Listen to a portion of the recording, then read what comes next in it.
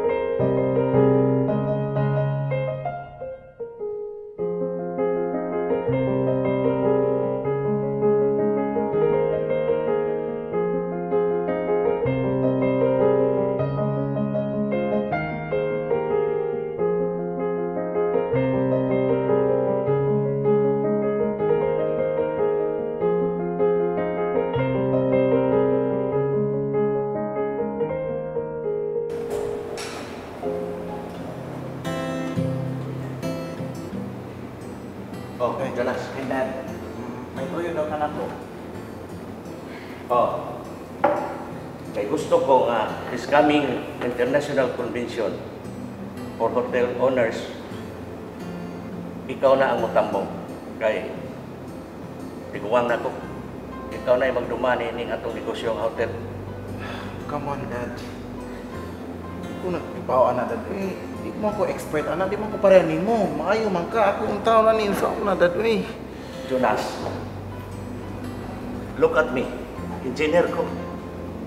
Pero nga nung nahimo mag-successful ning atong hotel business, nga nung nabuhat man ako. Dad, ikaw, naman kay passion, anak. I'm cut out of that, Dad. Di yun na ako kaya, di na ako linya. Di na ko naghagrason pa. Di na ko gusto ang naghagrason. Ang ako gusto may matuman. Ikaw na ang mudumani ni hotel. Dad,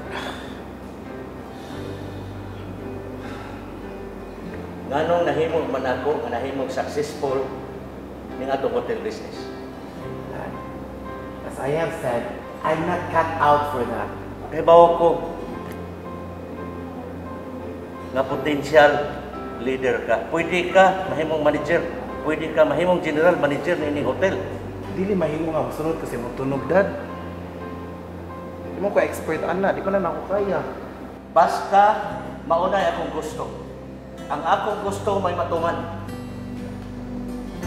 Dad! Dad!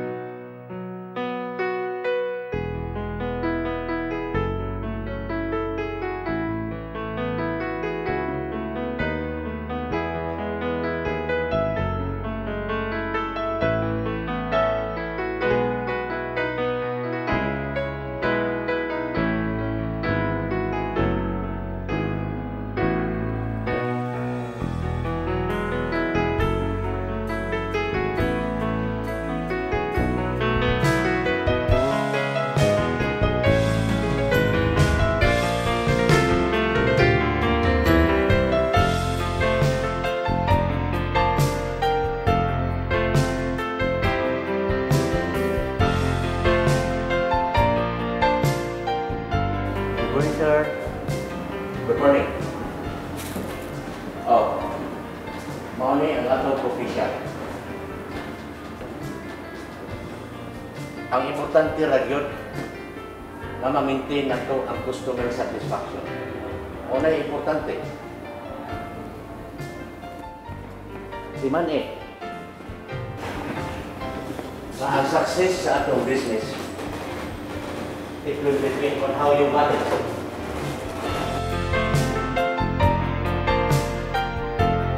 Importante, focus.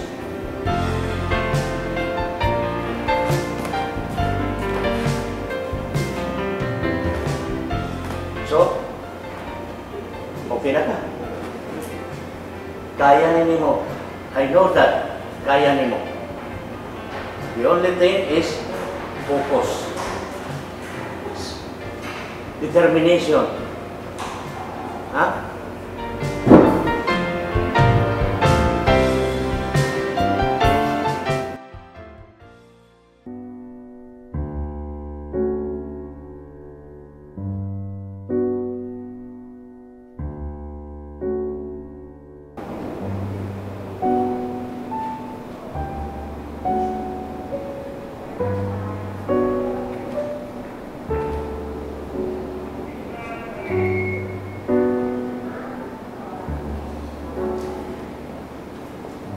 Dad, Ah. ito ko isulti ni mo. O, samantala. Naka-decide ko nga musod sa seminary. What? What do you mean, Jonas? Magparik ko. Why?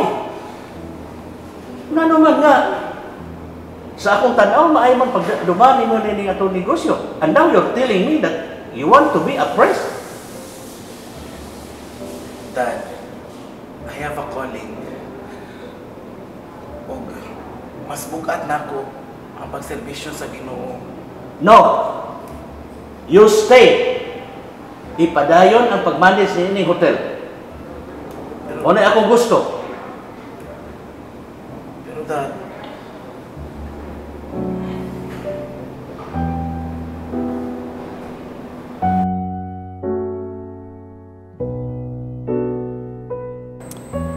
very truly I tell you, unless a kernel of wheat falls to the ground and dies, it remains only a single seed. But if it dies, it produces many seeds. One of the key realities of the kingdom of God is that life springs from death. Jesus is saying that the hour has come for him to be glorified, to die like a kernel of wheat. God made us and called us to bear fruit. But as long as we hold on to the world and our old ways, it is impossible. By loving and holding on to our life in this world, we lose it for the next. Lay down your life at the feet of Jesus. Die with him in order to live with him. In this way, you will bear fruit, perhaps 100-fold. Sa pangandoy, talang itinuha, namungari sa kasing-kasing ko. Kaysa imo presensya, lamang umatagpaw, ug sa matag adlaw gitinuha. Sa presensya mo may kaayuhan, sa presensya mo kasiguruhan, sa presensya mo adunay kalipay. Sa presensya mo Diyos, sa presensya mo Diyos, ako nagtinguhan.